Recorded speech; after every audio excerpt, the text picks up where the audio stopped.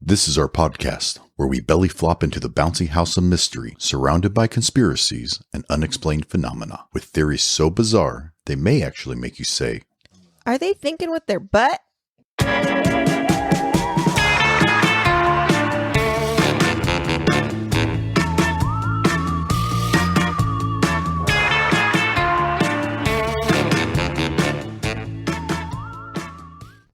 Welcome back, everybody. I'm Katie. and I'm Chris. And this is Stop Thinking with Your Butt. But, What? We hope you all had a wonderful week. yes, We've missed you. always We're back for you. desperate. Lusty. In line with the weirdest or most interesting thing that's happened since we last recorded. Do you have anything in particular? I don't, but Okay. So I don't really either. I just have this awesome moment that happened this morning. okay. So I'm getting the kids up for school. Our son, walk past his room. His room looks like a deep, dark cave. Mm-hmm. And then the sweet little, "Hi, Mom," voice comes from the bedroom. Mm-hmm. It's like, "Good morning, son. Time to get up." Yeah. Go into littlest room. Looks like she fell out of an airplane in the middle of the night. Always. High velocity impact. Mm-hmm. Limbs everywhere. Yes. Blankets everywhere. It looks like a train wreck. Get her up. Go to the oldest's room. Wearing a Santa hat. I'm like, dearest, my love. It's not even Halloween yet. Why are you wearing a Santa hat? She looks at me deadpan and goes, "'Cause it's ironic." Yes. And I laughed and laughed. And I just love her. Yeah. And then you came up to our room right after that. Yeah. Oh, And I was getting dressed. and you had put your hair. Yeah, it was just like there was just action all over the house. Yeah. I come upstairs after I got the kids up. I'm getting ready to tell you how funny our daughter is. And you spin to me really fast. And you're like, "I'm trying something new." And your hair was in an 80s style side ponytail. Oh, yeah. Just switching it up, Yeah. keeping you I on like your it. toes. That's kind of funny. It's spicy around here. Oh, I like yeah. it. It's fun. Yeah. So that's fun. Anyway, all right. All right, so you're telling us a tale today. Oh, We're in spooky season. Happy spooky season, everybody. Wait, it's beyond just spooky season. Okay. We are going to be going on a 4 episode not Halloween, but spooky theme. Season Yes. is upon us. Yeah, So we are going to be swimming in the spooky pool. Oh, yeah. So we're really excited about that. So we're going to pause on some of these other things that we've been talking about and just get in the spirit. So I'm going to start that spooky week off by starting with vampires. Yes. As a side note, I feel like that's how I react every time I see a map. A map. Yes. Or just geography in general. Someone walks into the room with a globe and I'm like, The challenge is real. right? GPS. Okay, so Okay. the most obvious of how vampires became common knowledge, right? Movies, etc. But it started with Bram Stoker's. Yes. He's the Irish writer in the 19th century who made our current day vampire. But wasn't he also inspired by Vlad the Impaler? Whoa. Oh, am I getting too far? Reading into my notes Sorry. much? Sorry. Yubby. Ooh, I'm bold. We're talking about vampires, so they're strong. He just Go called me get a it. bee. Okay, that's Okay, here great. we go. Yeah, okay. Yeah, like a bat. Oh,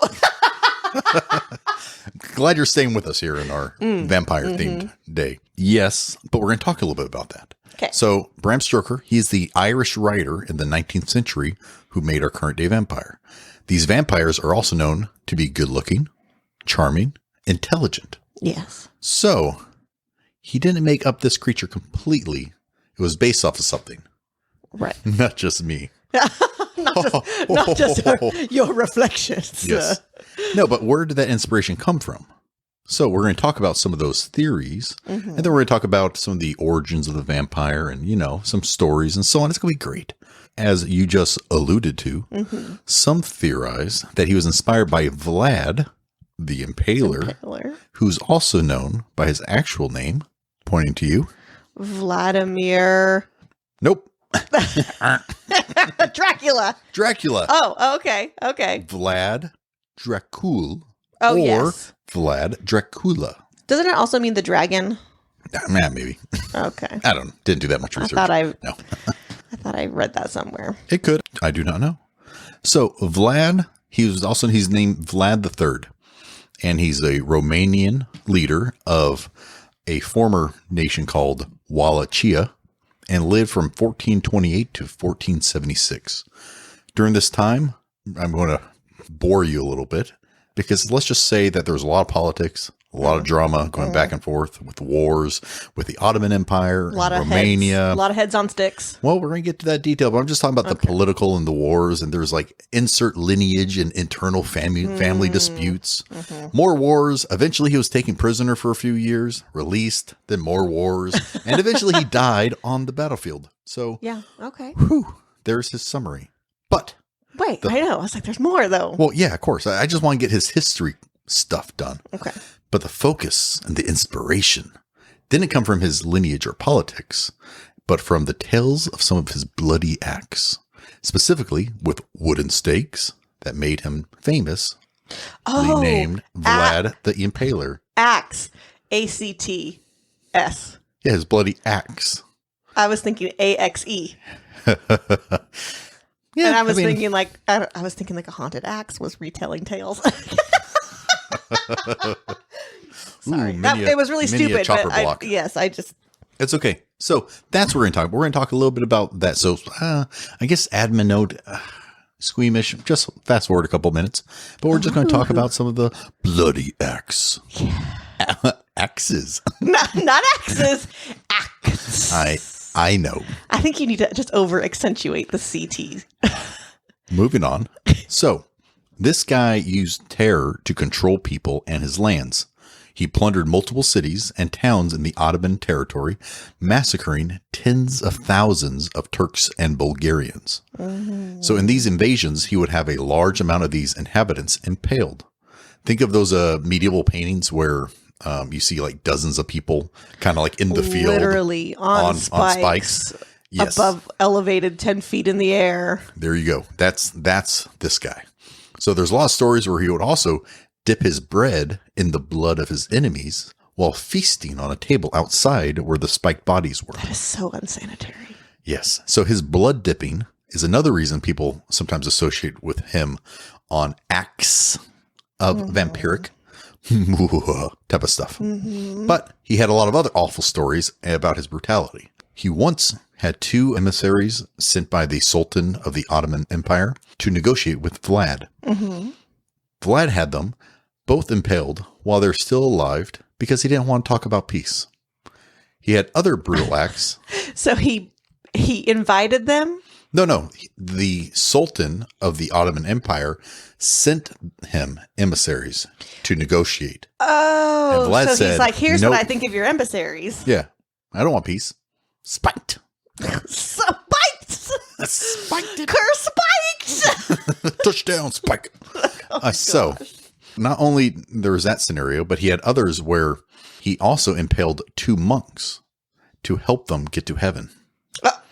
That's very nice. Yeah. And what a good man. When the monks' donkeys were throwing a fit that their masters were dead or dying, Vlad had them impaled too. Okay, that's drawing the line. That's just the type of guy he is. He's setting the tone really strong, I guess.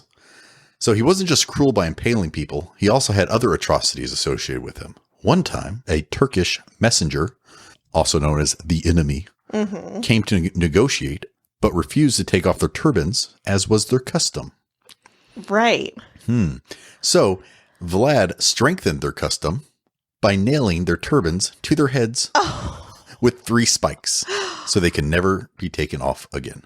Everybody knows that Voldemort was under the turban, though. That's this guy. So he also even had a large copper cauldron built and had a lid made of wood with a hole in the top, so that a person's head would be at the top of the cauldron, and he would let the person cry their eyes out until they boiled to death. What? So, yes, Vlad was a cruel, cruel person. That's I actually left out of my notes horrible. the fact that when he impaled people, he got a very specific instructions to his soldiers, I guess, to make sure that women would get spiked with their baby on the same spike. Yes. So I gave you an admin note. You look shocked. Oh, that should have been a trigger warning. I did. I thought I did do a trigger warning. You said admin note. Words do matter. So trigger Comma, alert. however. Brace yourself. So That's all this is saying, horrible. yes, 100%. All this is saying, well, I trigger alert. I can go in more detail. He also had the women's breast removed so that the babies wouldn't be able to survive longer on the spike by trying to suckle the milk. So now that we really drove that home, sorry, let everyone at home. I hate this guy. Yes, so we'll let that shake out. Now, so yes, Vlad was a cruel, violent man. I've already decided I'm going to travel back in time and kill him. There you go. So when we talk about time travel, that's where make I'm a going. note. 1428 was when he was born. Okay, I'll write that down. Okay. So, but was he himself a vampire? Well, no. Just an asshole. Yes. Was he the real inspiration for Brahms' Romanian Dracula character? No. It appears that Brahm wasn't even aware that Vlad kind of even existed. Oh. Mm-hmm. And although they shared the name so Dracula, which was a famous Romanian name, he didn't really, it was just more of a coincidence. Interesting. Mm-hmm. I guess I didn't have to go through all the acts of violence. I guess you didn't need to talk about just said, Vlad at all. I could have just said no from the beginning, but hey, the more you know. I could have spared you all. No, we are on a roller coaster here of emotion. We're invested. Are you ready for the next part? Yeah. Okay. That's the worst part. I swear everything else is fine. So it wasn't from Vlad. Where else did we find vampiric folklore? Okay. Hold on. Wait. I want to Think come up about with some it. ideas. Hold on. Okay. So I thought it was from Vlad. Think. Okay. Hold on. Wait. For real no. though. Okay. Hold on. Yeah. Bram Stoker, Ireland, 1800s? Yes. 1890 is when he published it. Ish. Starving peasants with anemia. With anemia. What is that? Iron deficiency. Yeah. Maybe. Good guess. Okay. Let's see if it's real. Yeah. Okay. So before the first published writing on vampires was actually in 1819. Oh, so he stole it. And it was by a British person. Oh. Irish. Oh, everyone's stealing the Brits. Sorry, there's my horrible accent for all you England listeners. But 1819, a British writer named Lord Byron. Lord Byron. Okay. Yeah, who's this Lord Byron guy? I don't know. I've heard this name before. Perfect. Well, and as you say it, I'm going to be like, aha. Well, I don't know anything about him, but he wrote a novelette on the lore called The Vampire. Yes. Spelled with a Y. Yes. Oh, spelt with a Y. Awesome. So he was the first. Now, there's been a lot of like hand-me-down talk, but this is the first written account. And this vampire was strong. He was intelligent. Another charming main character that ended up corrupting people before they killed him. So obviously this person had a very strong influence over Brahms' own vampire character. Before Lord Byron's writings, most of the things on vampires came from oral hand-me-downs. And so it goes on a different path. Before we go down the folklore, I want to look at where did the word vampire itself originate from? Well, first of all, vampire actually isn't a Romanian word because Romania is like where the it was Dracula where the and all that. histology comes from. I'm gonna say it means it. Doesn't it mean bloodsucker? And it's associated. Yes, it's Slavic. Oh, hold that answer because we're not there yet. Because I have a whole flow that I'm working with here. Okay. So we know that it isn't Romanian, but there's actually a Romanian word for vampire. And it's not called vampire. It's called strigoi. Strigoi. And this actually goes back to the Greek word Strigix, meaning a screecher. Screecher? Like a screecher owl, referring to, yes, a screecher owl. But it could also mean an ill-omened bird or a witch. Always goes back to the witch. So that's your first clue. Ill-omened bird or witch. Yes. Here we go. Butter knife or Cadillac. No. These are things associated. So I know it always comes back to the witches, which is our first clue. Oh. Do you see what I did there? I see what you did there. Witches. Witch. Yes, I got it. Okay, whatever. Moving on. But where did the word vampire come from? It's actually a Slavic. Shut up. I was right? Slavic word, which means something like a flyer or witch. Another witch / a flyer creature. So vampires first started to be used to reference a witch or a creature that flies at night, such as a bat. So the oldest a bat. I was going to say bat. So the oldest description is these witches are flying animals that would actually consume human blood. So the act of drinking blood actually can be found by ancient Greek writer Homer. Yeah. In the Odyssey. Yeah. Where Odysseus must travel. Look at you. Like, she knows you. I thought it was the harpies, though. Well, there may be multiple references. Okay. But where Odysseus travels to the land of the dead to get knowledge from a dead seer. Yes. He has to spill the blood of a goat before the dead can speak to him. Yes. And they're attracted to it like moth to a flame. Yeah. So as the blood gives spirits the strength to recall their life. Do you want to talk about this harpy blood situation? No, I was just thinking, though, if you spill the blood of a goat, aren't you only recalling the goat's life? No, they just no. The blood is needed to fill the spirit so the spirit can recall its own life. It just needs any source of blood. Oh, so it's not like... No, it's not the goat's blood. I was pooping over here. Or some grass. No. Okay, so this is similar. Which also would have been more entertaining. What do you mean more entertaining? I would love to hear the recounts of a goat. Through the eyes of a goat. That just sounds boring to me. Boring. Boring, eating, pooping. There you go. All right, so this is similar to how this blood piece is similar to how vampires need to feed to stay healthy and look young, or they will decay without it. So in some European cultures, some people were buried with food for the dead. Gross. So that they or their spirit would have something to satisfy their hunger. Gross. What do you want to be buried with? Steaks or hamburgers. And beer. I would take that as a food. I want to be buried with dumplings. And Chinese food. That'd be good. Yeah. So I think maybe a lasagna. Yeah, I think we did. Even in your Egyptian Book of the Dead, right? Didn't they have to be fed they gave every them now? Food offerings. Yeah. Yeah. Why did they give them food offerings? To sustain their. Yeah, probably just to sustain them, right? But the whole point is, if you didn't provide the food, then the spirits may wander in search of food. And in the Nordic term, it was called the Drugar.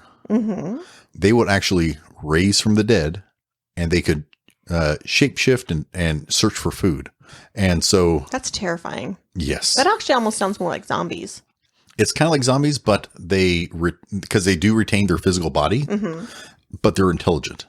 Yes. Oh, that's true. That's true. So lore has it that they would need to be wrangled up and brought the Drugar. I like would have to be wrangled up. I know, right? Them. That's what I was thinking. Like you're lassoing them. Wrangled little spirits. Yeah, wrangle them up. Bring them back, buddy. Bring them back to the crypt, and then cut off their heads. I was gonna say exercised. That's pretty awesome. There you go. So you got to cut off their heads, but they're wrangle them. No. Oh, these are the Drugas. They're the physical bodies. Oh, that's right. Okay. So they were, and to your point, they were not mindless zombies, but intelligent thinking creatures that were tied to their physical undead body.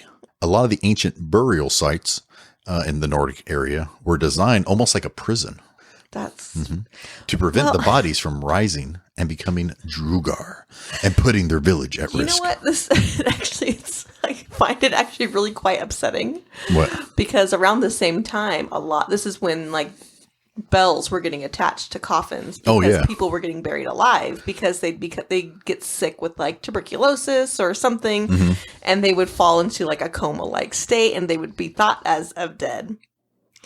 And then they would wake up. What if these people are just waking up and they're like, I'm hungry. I'm hungry. And they're like, behead him. Oh, I can see. Yes. Can't you see this happening? Superstition, I swear. Yes, I can see if they're ringing bells or if they mistook someone. If they mistook them for being they're screwed. dead. You might as well not come back to that house or that anywhere. This is you're done. Public service announcement. If you wake up in a coffin, just change your identity and in the start 1800s. new. Just start new somewhere else. Start fresh. They'll never believe you. No one's ever. You're going to get beheaded. And worse. We're going to talk about that. Oh. So, because it's for the good of the village, babe.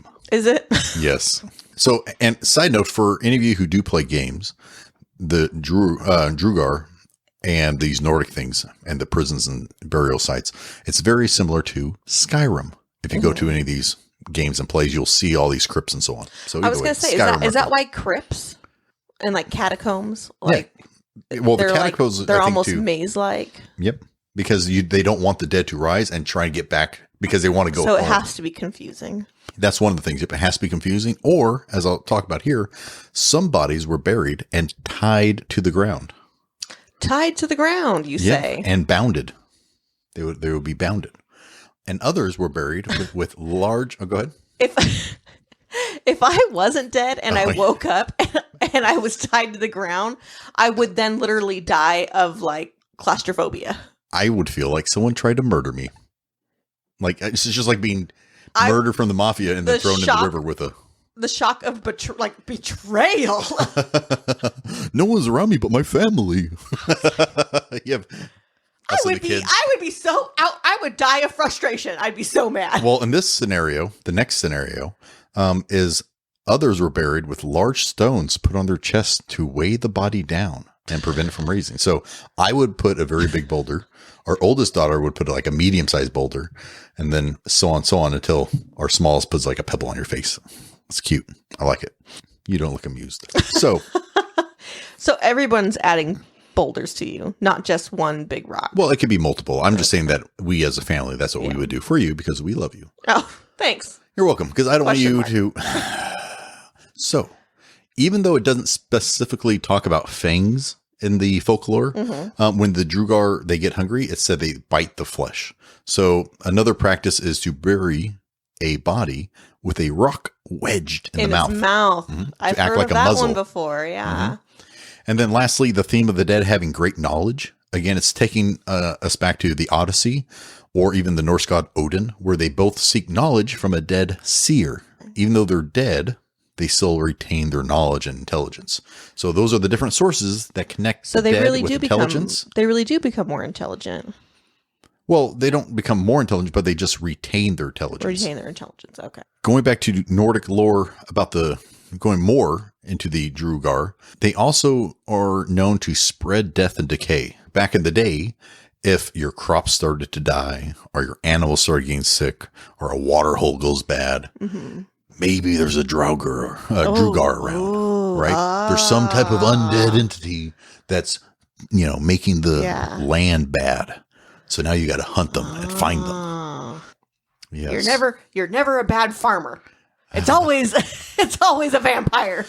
Well, at least there's a, if you're like that Chad guy or, darn it, the person who always makes mistakes. Gary. In engineering. Hey, well, Gary will be like, well, it's the undead. I'm like, you're right, Gary. Can never be you. Damn it again, Gary. So even though that because the undead attack and eat human flesh to prevent decay, if people suspected a recently deceased being a Drugar, then they would actually dig up the grave. And if the body didn't show proper decay because it was eating things to sustain itself, Then the people would all look at each other and nod with the sort of, we know what we have to do. A mutual understanding. Yeah. And they all got this type of look. One would pull out a knife, another would pull out a stake, and another would pull out a flint and steel. And then they would proceed to decapitate the body, drive a stake into the heart, and then set the body on fire. Yeah. Right? It's like, it's so common over there. They're just like, done this 1,000 times. It's like when I bring a cake into the house and you and me look at each other. Oh, and we yeah. just nod. And the kids look at each other, goes, everyone's like, everyone knows Everyone knows what's going on.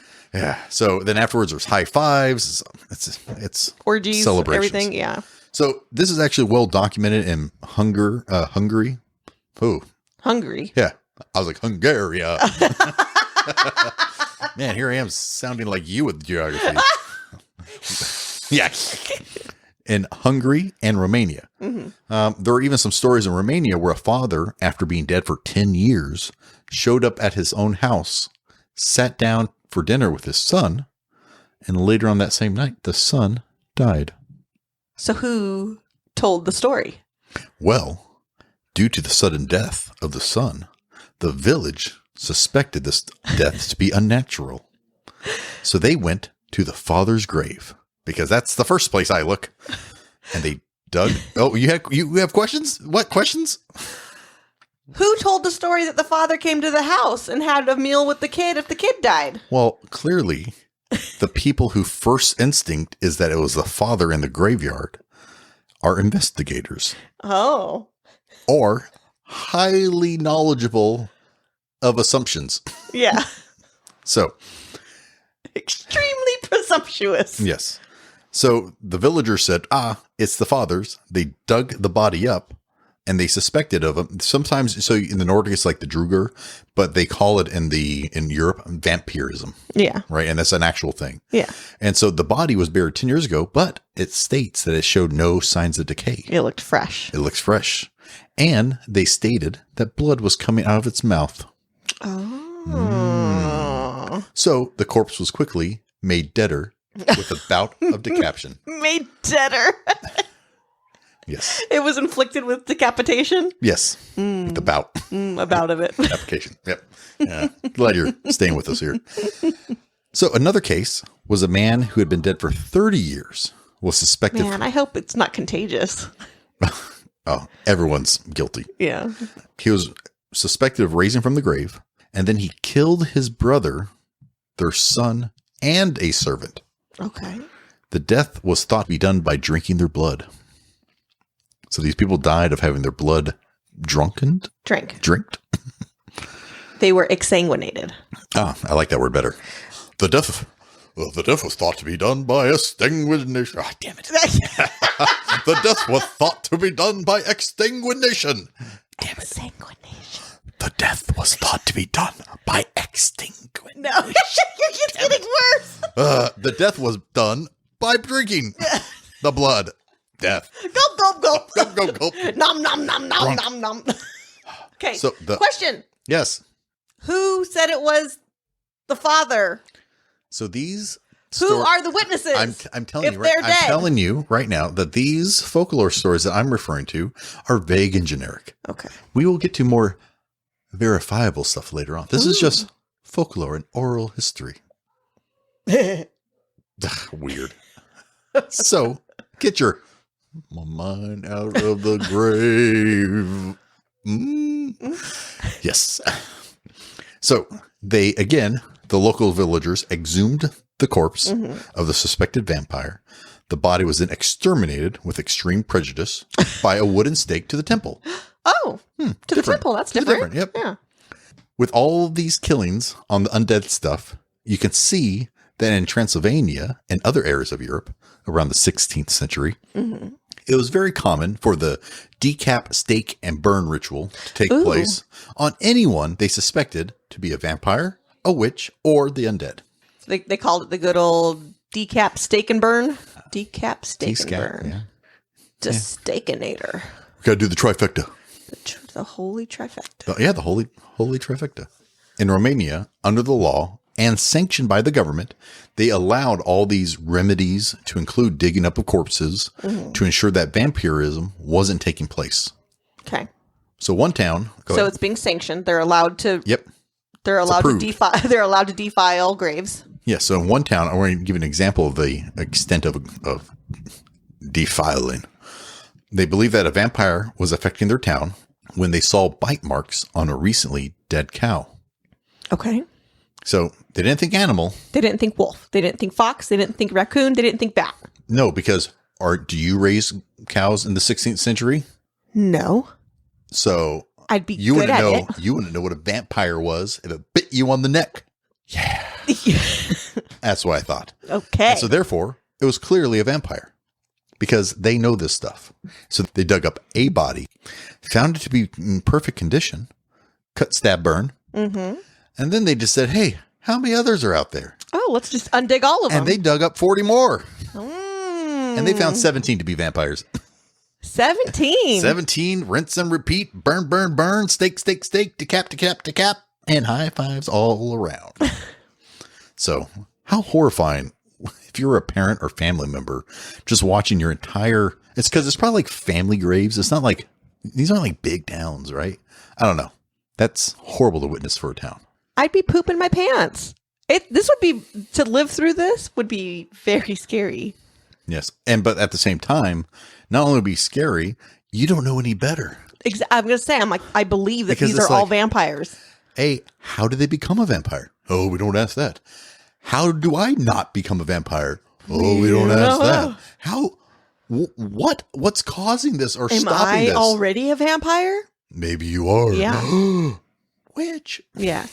So what would cause people to think that vampires are real? Kind of what we're talking about. So we have these like, how did they handle it? Mm-hmm. But in the Middle Ages, you had a lot of superstition, and it thrived, especially during the plague, as it started to decimate entire towns. Mm-hmm. Right? Because you do have doctors, but they don't really know much about doctors. Leeching. Or anything. Yeah, get the blood out. Get the blood out.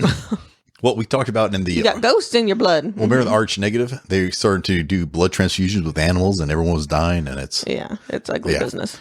So the disease typically left behind bleeding mouth lesions on its victims, and it was also seen that was a sign that they were in fact a vampire.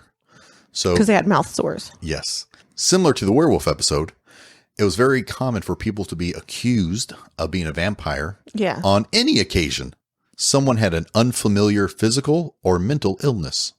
Yeah. Right. So wouldn't it be, this would cause me not to want to see a doctor or let people know that I was even sick. Right. Because if they couldn't explain what was going on. If you developed a limp. Yeah. They'd be like vampire. And they're like, hey, if it wasn't a pink well-known pink eye. Yeah. Vampire. Or science. You're either a vampire, a witch, or a werewolf. Exactly. Yep. And probably the devil. Probably. Well, at the very least, consorting with the devil. Oh, a consorting, which again, all leads to decap, stake and burn. So no, and no. I just want to be cured, so I can just hear a priest saying, "From your sins, burn them." Yeah. Yeah, I'm being cured from my sins. So yeah, what do you do when you're sick in that time? Just don't tell anyone. Don't tell anybody. I wouldn't tell anyone. No one. Keep that shit to yourself. Be a closet sick person. That's when you like prick your fingers to get the blood out of your fingers and rub it into your cheeks to make you look more lively. You like yeah. I'm doing great, son. You rub yourself with flowers so you always smell nice. So it's like pretending to be sober when you're drunk. I got this. I got this. I'm fine. Yeah. Bring out your dead. I'm alive. He's almost dead. So one of these unknown diseases at the time that was happening was porphyria.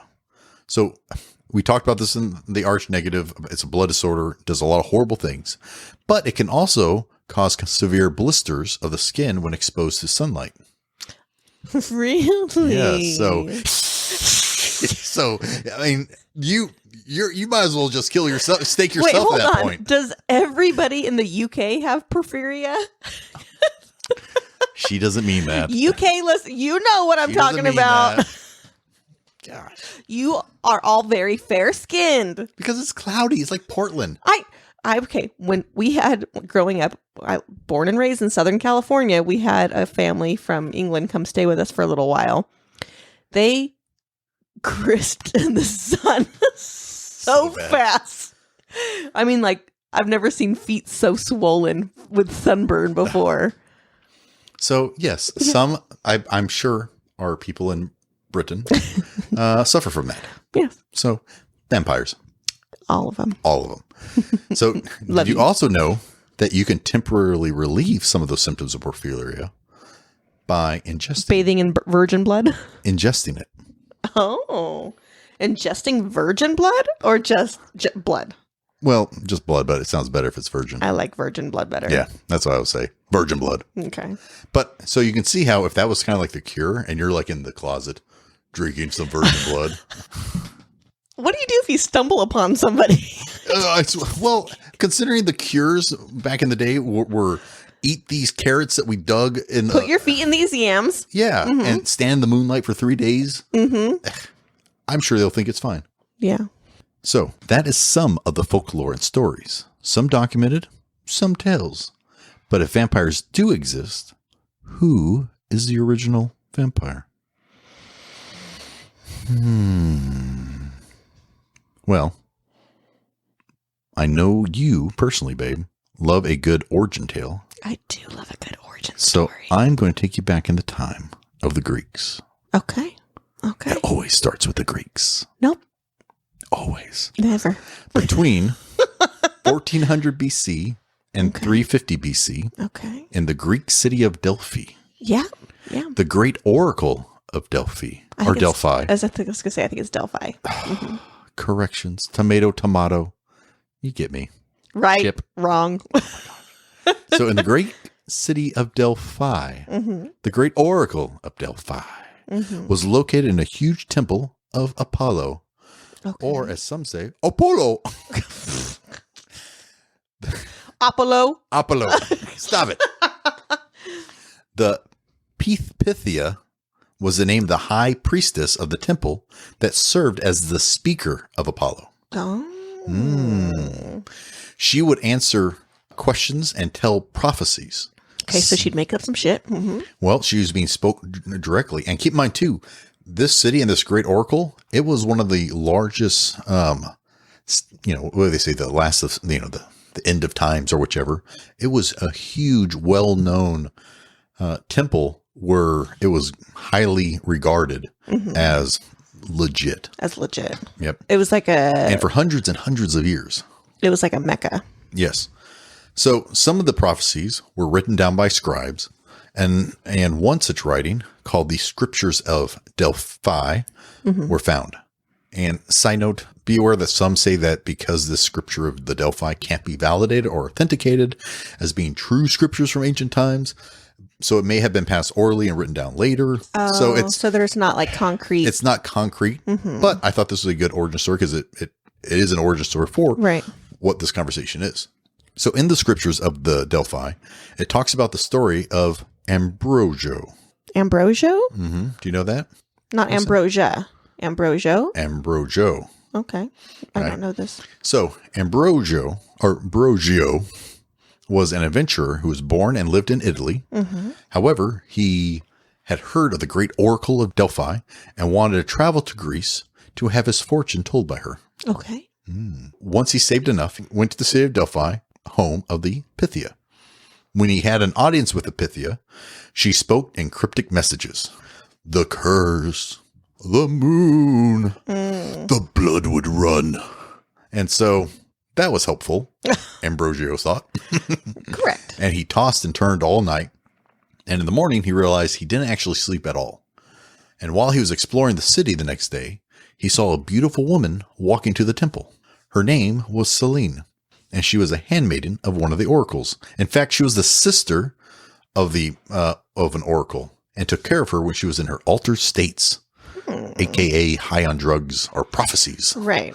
So he met her for 5 days and eventually asked her to marry him. Which is interesting because, in, what's those Kate Beckinsale movies? Underworld? Yeah, Underworld. Her name's Selene, Oh. and she's a female vampire, and she's smoking hot.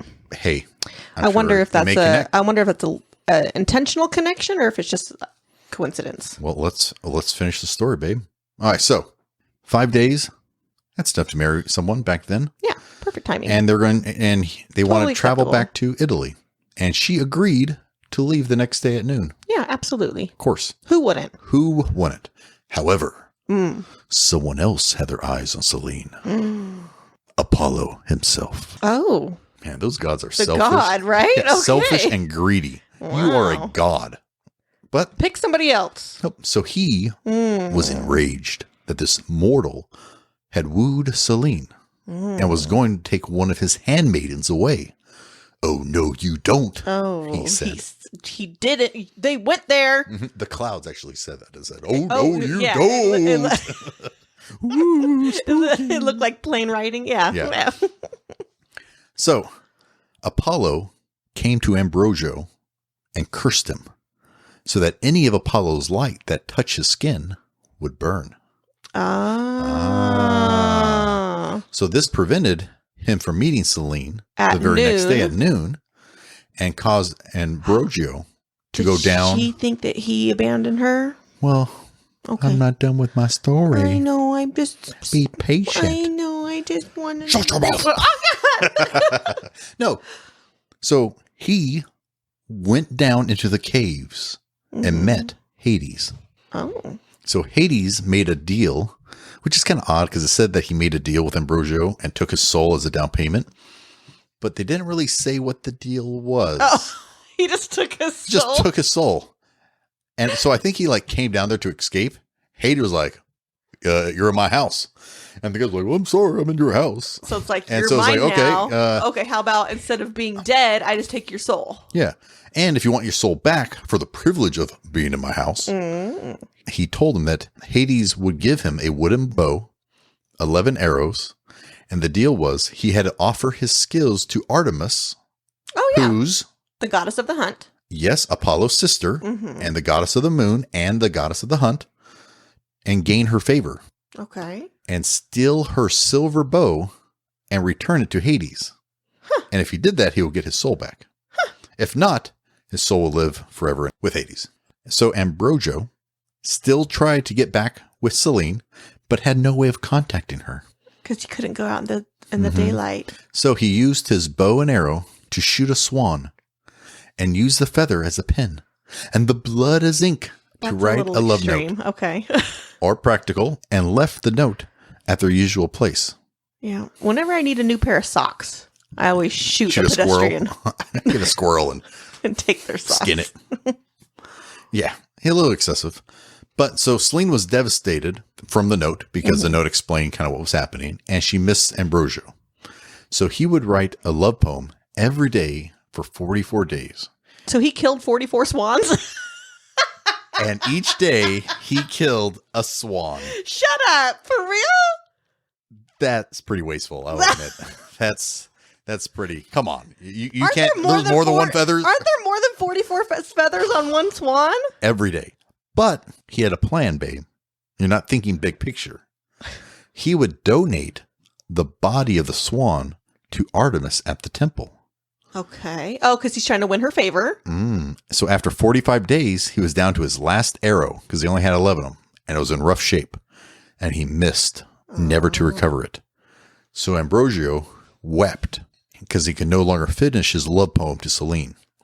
And Artemis noticed how good of a hunter he was and how dedicated of a follower he was and came down to him. Okay. And he begged her to use her bow and arrow one last time to shoot a swan and complete the love poem. Yeah. And Artemis took pity on him and gave him her bow. And then That he was sly like, dog. yoink.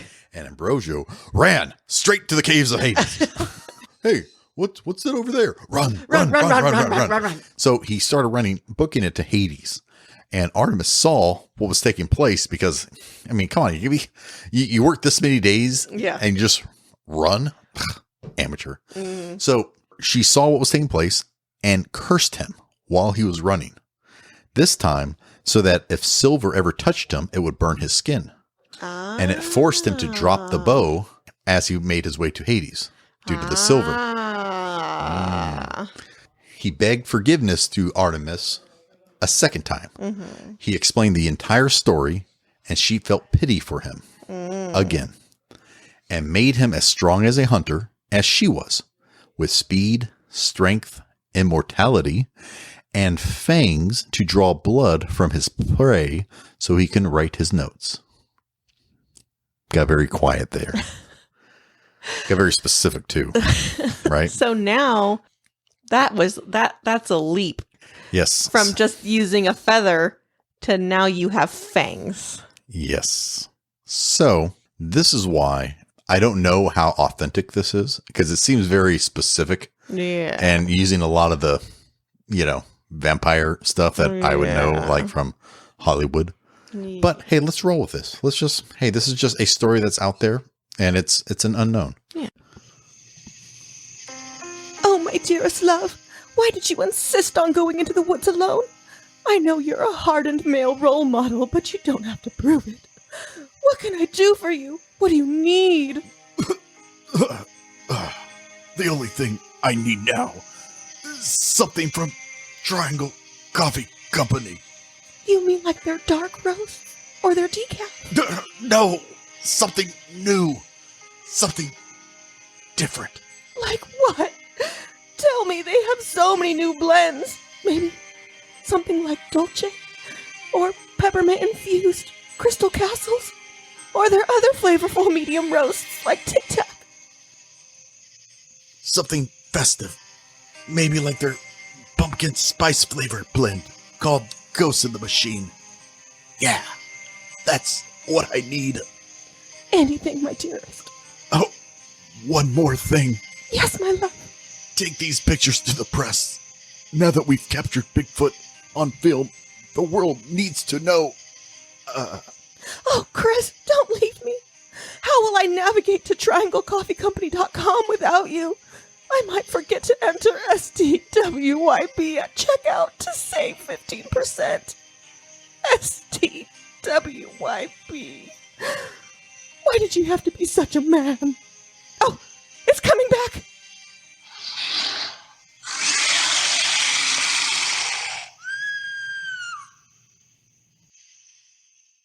So now he's strong, immortal, and has fangs. So he can write his notes. Her condition, though... Does he stop killing swans? I would hope so. No, now he eats them for fun. No, he draws them with his teeth. He doesn't even need to... He just doesn't use an arrow. He still hunts around the swans, because apparently there's swans everywhere. Why? What? I've never... Is that why you never see more than two swans together? They're like, look out for each other. Watch out for Ambrosio. Yeah. So... This guy... So the condition that she had was that Selene and him had to leave Apollo's temple and only worship her. The catch, though, was Artemis. Do you know anything about Artemis with your Greek mythology background? Virgin goddess. Oh, she's a virgin. And all of her followers had to be chaste. Chaste. Not chaffed, not chaffing. Not chafing. Chafing. They had to be chaste. They had to be chaste. I didn't know that she was a virgin, and I didn't know that her followers had to be virgins. And unmarried. They couldn't even be kissed or touched. Oh. So totally pure. But Ambrosio agreed. Aren't vampires notoriously slut bags? Well, we are just talking about the origin story. So I don't know if this adventurer is a slut bag. Okay. So the next day, Selene received a note from Ambrosio to meet him on a boat at the docks. And this is where I was kind of like, because there she found a wooden coffin in the hull of a ship with another note to tell the captain to set sail and open the coffin once the sun has set at the city with the largest temple of Artemis. Yeah, so once I read that, I'm like, this is a little too... Coffins, too specific. Yeah, why the coffin? Why the coffin? Why the fangs? I don't get it. I also heard that it's like the dirt from your homeland. Well, that wasn't brought in here, but so just take it with a grain of salt. Still a good story to learn. Here we go. So they set sail. They landed in the largest temple of Artemis, and they were very happy, and they were happy for many years living in a cave during the day and the temple at night. I would love to live in a cave. I think it'd be unique. Homely. You could make anything beautiful. I do not want to live in a cave. I would make it a rocking cave. It has to have a good view of like, you have to like water or like a constant pool. Yeah, we could have a puddle. Yeah. Echo. Yeah. Echo. Okay, so Ambrosio never, even though they did this for many years, Ambrosio never got old and Selene was close to death. So they can never be with each other in the afterlife, as Hades still had Ambrosio's soul. After years of dedication, he sacrificed Another swan? another swan. Gosh. What is his deal with swans? I don't know if that's the only animal Does in Greece. he hate them? So sacrifice yet another. Like, how many hamburgers can you eat in a row? Just switch it up. Sacrificed another swan and begged Artemis to make Selene immortal. She then appeared to him, thankful for his years of dedication, and told him she would allow him to touch Selene just once to drink her blood. This will kill her mortal body, but with her blood mixed with his, he could make eternal life from any who drank of it. Yeah. And it also kind of reminds me a little bit of the drinking the blood of Christ. Whoever has this blood would be healed. Well, lives with me for eternal life. Yeah. Oh, that's true. Yeah. And so they can stay forever. So Ambrosio was opposed to killing her. But when explaining this to Selene, she begged him to do it. So he did. And keep in mind, this is Greek mythology, right? So some things get weird. Her body went limp. Mm-hmm. Her spirit rose in a bright glow. Mm-hmm. She went all the way to the moon and made the moonlight shine even brighter. Mm. Now she was the goddess of moonlight and could and could touch down all her children of the night with her shining light. Oh. So after listening to this, so she's the mother of the creatures of the night. Yes. Like wolves and bats. Anything. And she gets to touch her children in that way. Again, I think it was a little too specific with some of the coffins. You mean too historically accurate? Oh, maybe too historically accurate. Maybe, yes. Maybe it's... I'm sorry, you don't like facts. No, it just answers everything. It's just there. It's perfect. I don't know why you don't like facts and details and accuracy. It's like Ambrosio and swans. I hate them. Yeah. I don't even need them. I just kill them for fun. Facts. You slay them. I do. All right. So we talked about the origin. We talked about where the word vampire came from. Mm-hmm. Some folklore and stories of why people were afraid of them. Mm-hmm. But now we're going to get more specific. We talked about the killing of innocent people who were waking up from an illness. Oh, yes. We talked about swan hate. Swan hating. Yeah. Gods are really greedy and selfish. Super greedy. Yeah. We are going to talk about what my kids say as the real cases. The real. I know that's a little outdated now, but our kids don't say real. They did a couple of years. Well, our kids, we just knew of it. It's that cheesy commercial. Was it? Oh. Shopping with the real. Yeah, but isn't like the real is like another slang for... I gotta be serious with you. It's the real. Oh, no, real talk. Oh, real talk. There we go. There My gosh. Go. Yeah. So the real is that cheesy commercial. It's a cheesy commercial. God, that's annoying. Okay. Real talk. I am about to tell you a real documented story that was even notarized by the Habsburg monarchy. Notarized? What did I say? Notarized, yeah. Is it notarized? Just you have to prove your identity and they stamp a paper? Well... Yes, but it's almost like a certified witness statement. Ah. Right? So and it was part of the Habsburg monarchy who organized. It's just saying that it was official. Okay. That's it. Like they oversaw it. It's an official witness statement. Yeah, stamped, signed, sealed, notarized. Yes. So gives a little bit more credibility. Mm-hmm. So this is the story of Peter Blahhh. Peter grew up in the early 18th century. His life was not remarkable as he lived as a simple peasant in Kisilova. You're doing great. I know. Or modern day Kisilejevo. Oh, God. Or modern day Kisilejevo, Serbia, which borders Romania. Nailed it the first time. First try. It wasn't his life that was renowned, but what happened after his death. Or he would be blamed for the total of 9 murders from beyond the grave. Ooh. So Peter, he died in 1728 at the age of 62. It was thought that his return from the grave only a few days after his death. He went back to his home and knocked on the door. That didn't sound like a... fuck. Okay, there you go. Yeah, there we go. That's how an undead would knock on the door. Nice. And which was opened by his son, who was shocked to see him. I'm shocked to see you. And Peter's wife... I'm your wife, who's shocked to see you. stated that Peter made an odd request for food. That's an odd request for food. And his son didn't oblige him. No. So his father brutally murdered him. Oh. By sucking the blood out of his neck. No, I'm not. No, I mean like a... Probably not. Yeah. Okay. Over the next 8 days, other villagers started to fall under exhaustion, quote unquote. When they were examined by doctors, they concluded that these victims have suffered from Exsanguination? blood loss. Yeah, same thing. What made this unusual, though, is that each of the victims claimed that Peter Blahhh visited them at the night. And shortly after their exhaustion, each villager passed away a few days later.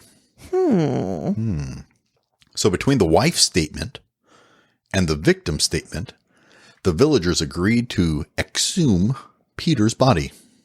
When they opened his coffin, his body was in fact still there. But it looked as if his body hadn't decomposed in the slightest. Keep in mind, this would have been about 2 weeks post-burial. So some accounts... Wait, what was the weather like? It's unknown at this point. But that, what you just mentioned, that accounts for a lot of the non-decomposing. I was like, was it because really it's cold? Like fridges, and you have a lot of bodies that were buried above ground. And so it's almost like a freezer. Yeah, I was going to say, like It's Serbia. the Franklin expedition. Or Siberia, yeah. The Franklin expedition, some of them were buried for years. And when they were exhumed, it was like they were buried like a week ago because... Vampirism. Yeah. Not science, vampirism. Not weather. Vampirism. Which... Yeah. Some accounts stated that he was still breathing and had fresh blood near his mouth. The villagers concluded he was suffering from vampirism, and they solved this problem by doing another wink at each other and driving wooden stakes through his heart. Did he go blah, blah, blah? Well, it was said that when it occurred, blood bursted out of his ears, nose, and mouth. And his eyes shot open for a mere second before closing this time. Forever. They then buried the body. But garlic was placed around the other graves in the area. Well, why garlic? We've never talked about garlic. I know, but that would prevent the other bodies from raising from the graves. But why? Don't know. It's garlic. I love garlic. The science says to put garlic out there. There's a lot of sciencey things here. Yeah. What's your thoughts on all this? So that's a documented one. You think they saw what they saw, or? Oh, that's literally documented. Yeah, that wasn't folk. Okay, wait. That was the notary one. Oh. Like a whole town of 8 people murdered. Okay, hold on. I'm thinking You about have to change this. your whole thought process. I'm thinking now? about this. Okay. 2. So he's been dead for 2 weeks. 2 days. Oh, he's been dead for 2 days. That's it. Yep. Okay. But they didn't exhume him until 2 weeks later. That's what I meant. Okay. Yes. So when they exhumed him, it's been 2 weeks. Yes. He looks perfectly preserved. They drive a stake through his heart. His eyes open for a brief second. Yes. Before closing. Yes. And blood was in his body. And blood. Okay. Which is interesting because you wouldn't bleed if your heart wasn't pumping. Because it's called lividity. The blood pools at the lowest point of the body. You're so hot. Tell us more about this. Blood. So, and it coagulates because Ooh, say it's that not again. coagulation. Yes. So it's settled, it's pooled, it's like gelatin. So for it to burst out of your body, it would have to be flowing through your body, which means your heart has to be pumping, which means he's probably in a coma. Or because he was 62? He might if he drank the blood to sustain his life. Did he drink the blood to sustain his life? Well, it said that they were dying of exhaustion from blood loss. Oh, so, okay. Assuming that he was drinking blood. I'm just assuming it's misinterpretation, and he maybe was. Did no one question the fact that? Well, he would have suffocated. Or how did he get out and eat dinner if the grave was still? And it's buried, so it's not looking like it's freshly undug every morning. Or the crypt door was open or something. It said that they had to exhume him. So that's just. Are there any instances where vampires can like turn into mist and like dematerialize and then stop it, Hollywood. rematerialize? Okay, we're moving on, Hollywood. And when I say Hollywood, we're moving on from those European vampires, and I'm going to tell you a story about America vampires. America, barbecue. Hey, calm down, baby bird. I'll feed you this story. Feed me barbecue. I'll feed you barbecue.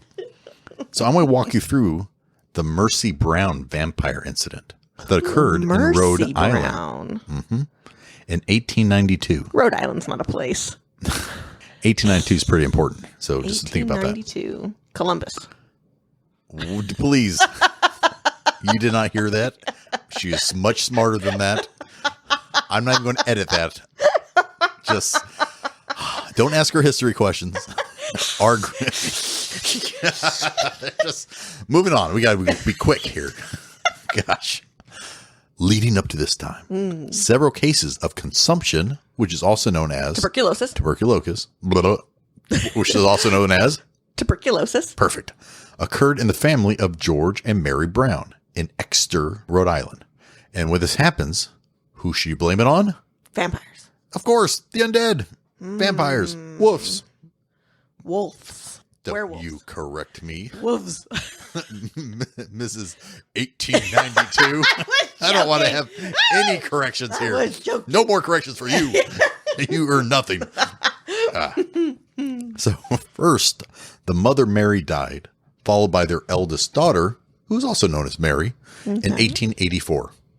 In 1891, daughter Mercy and son Edwin contracted the disease, which Mercy, in 1892, later died at the age of 19.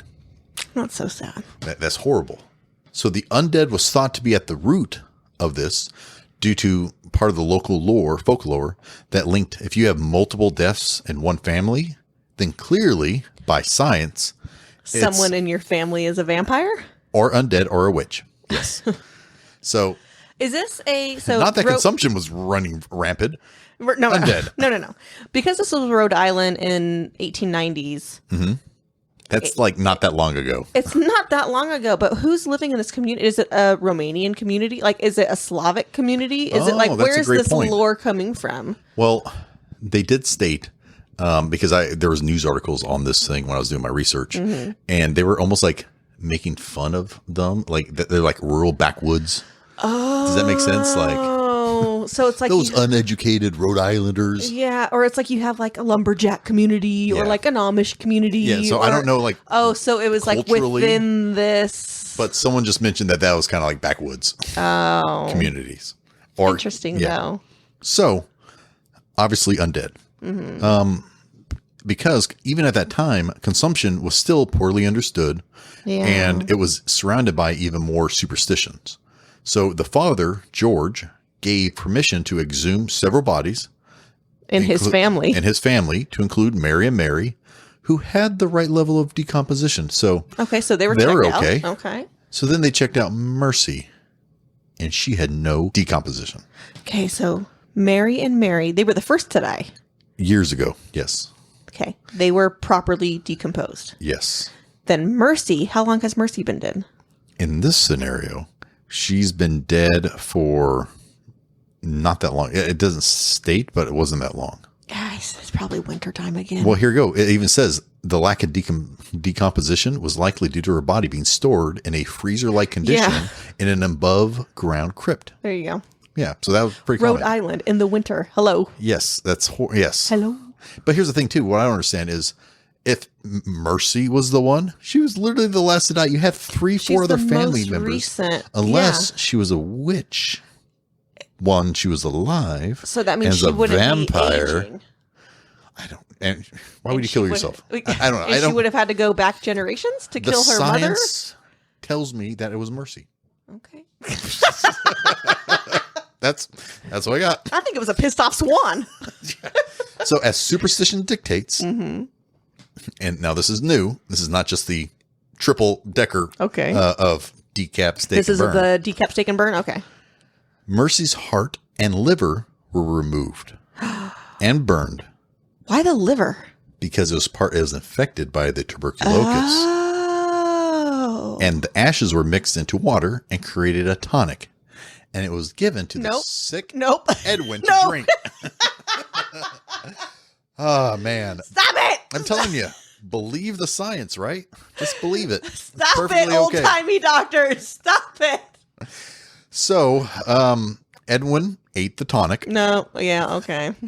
and still died 2 months Checked out. later. Yeah. Because that didn't help. That was freaking disgusting. So during this time, it was called... Oh, drinking the cremains didn't cure him? No. Yes. Weird. Who would have thought? During the time, this is actually called the New England Vampire Panic of 1890. Ooh. That's exciting. They didn't specify Rhode Island. They just said all of New England was having a panic. Almost 200 years after the Salem witch trials. Why can't we have a vampire panic? That's... They had all the fun back then. Well, I'm about to tell you some really good fun. Okay, good. Because I'm super excited that during these dark times of monsters and devilry, it brought out the best in us. Those who would fight this evil with equal evil. Who would put their lives and yours on the line. You're getting really sarcastic. Oh, yeah. You're getting amped up. And putting their lives and yours on the line in the name of God and all that is right. We're talking about vampire hunters. What? Let's go! Woo! Man. However, they have a way lesser cool name than vampire hunters. If you were a member of this, you would be known as the anti-vampire member. What? Lame. Oh my God. That kind of like that. Great disappointment. Very disappointment. I was like, sweet vampire. Nope. The anti-vampire member is what you would be called. Not even Nope. crew? Just Gang? Member. I even saw a flyer for it in my God. research. I swear, this is awesome. Did they all meet in a high school gymnasium It looks super sick. in a circle full of folding chairs? But wait, there's more. One of them brought cupcakes. So here's what I'm going to do. So during our werewolf episode, I was looking forward to Werewolf Hunter Kit. Yeah. Right? Yeah. Because during that time, I stumbled upon some American Vampire Hunter kits, and I'm like, I'm totally going to buy these and, be in it for Halloween. They're so fun. Yeah, they're so awesome. But they started actually showing up in 1890s. Okay. That's where, going back to the keep Going that back member. to the panic. Mm-hmm. And so it was specifically American base. And a lot of people, not only did they have hunter kits for New England people, but a lot of wealthy Americans who had to travel to Europe, to Transylvania or Romania or do any type of business, they would bring their own traveling kit. So I thought it'd be awesome to kind of walk through what is in some of these kits. How do you prepare to be an awesome anti-vampire member? Do you want me to tell you what I have in my kit? Here, let me open it. Ready? Go. Holy water. Okay. Steaks. Okay. Big decapitating knife. Okay. Matches. I don't think it had matches back in the day. Then flint and steel. There you go. Garlic. Did I say garlic? No, but I like it. A vial of virgin blood as bait. Oh, bait. I like that. Bait. You could just cut your own arm.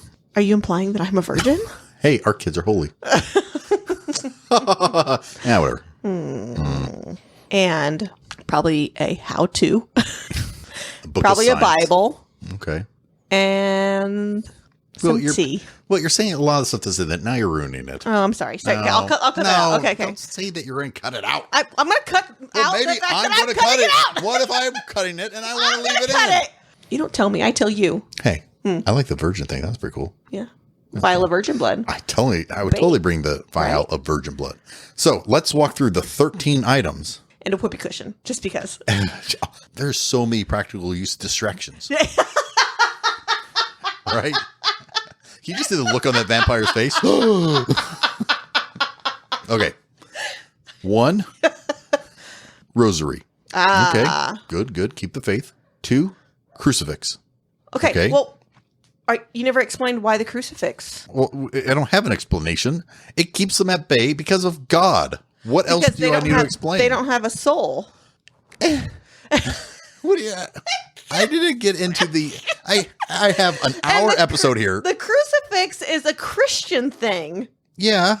And if this originated 1500 BC... Uh-huh.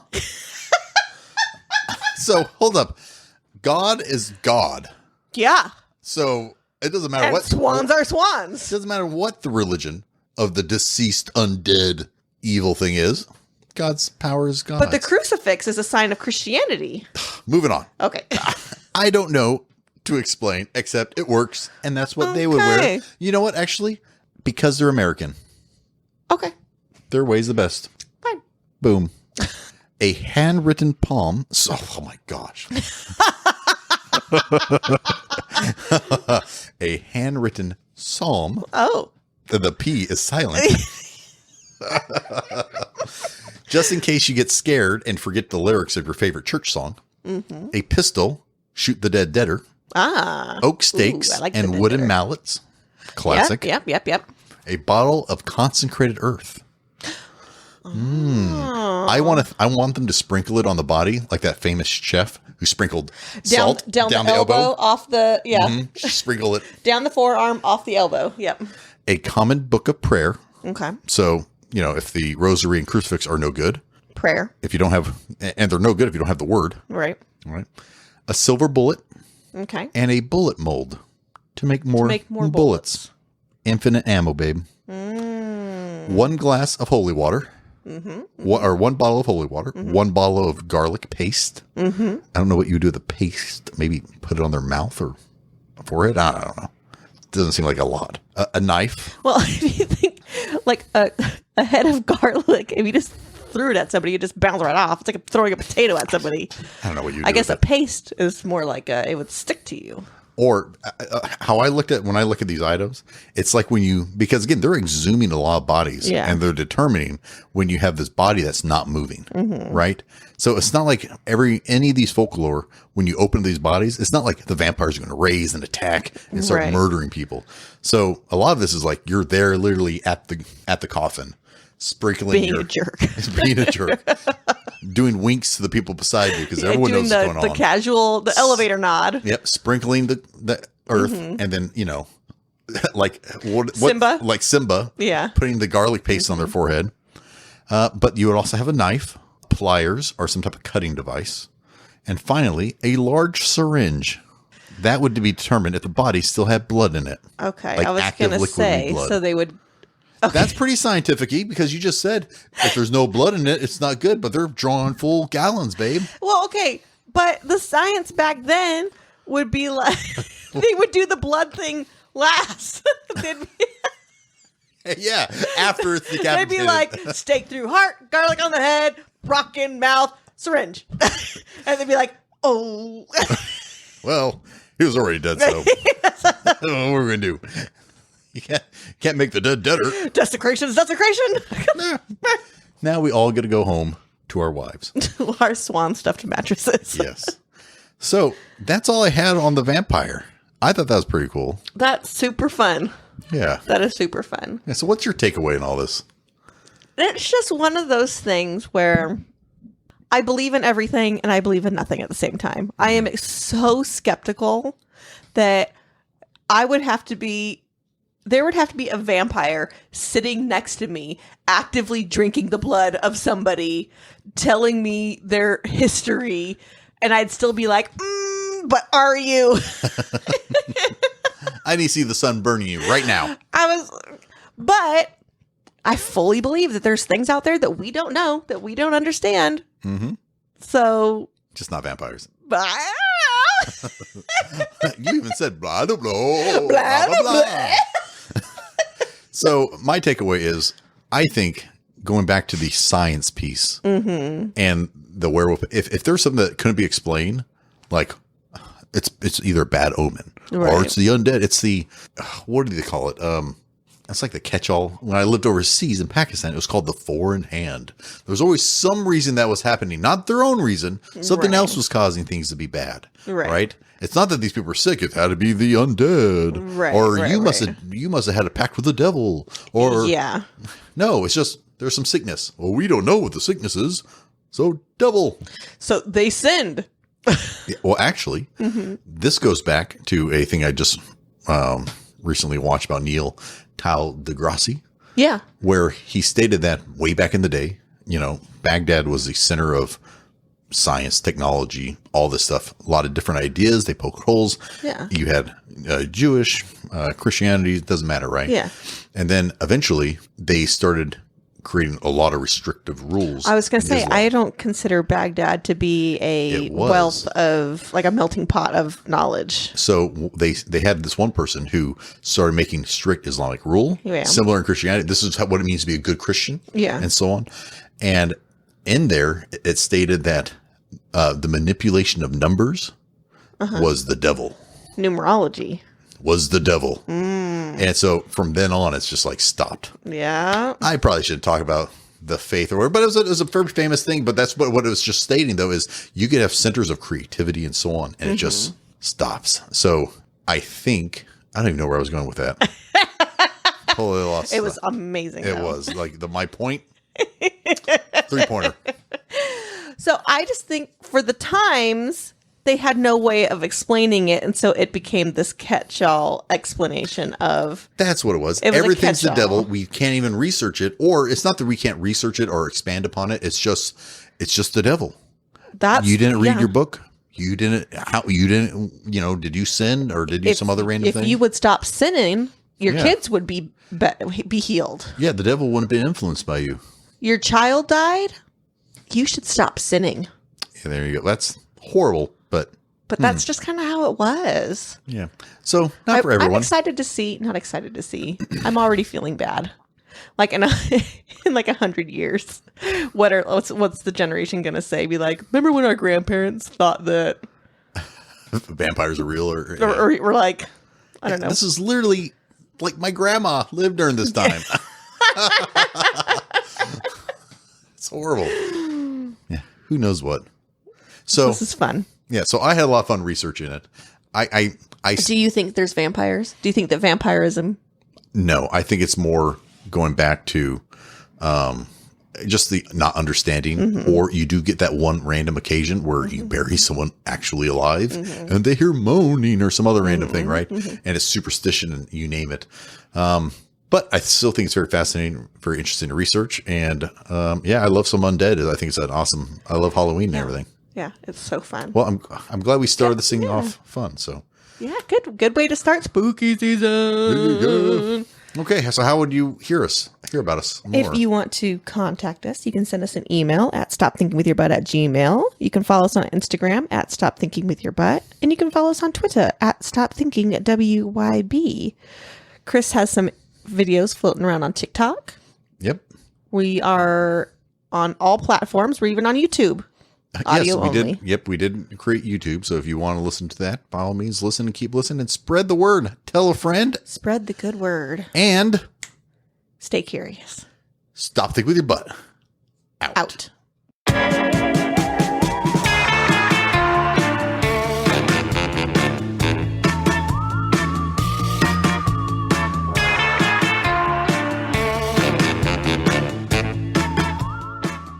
Well, the death was thought to be done by a extinguished... Oh, damn it. The death was thought to be done...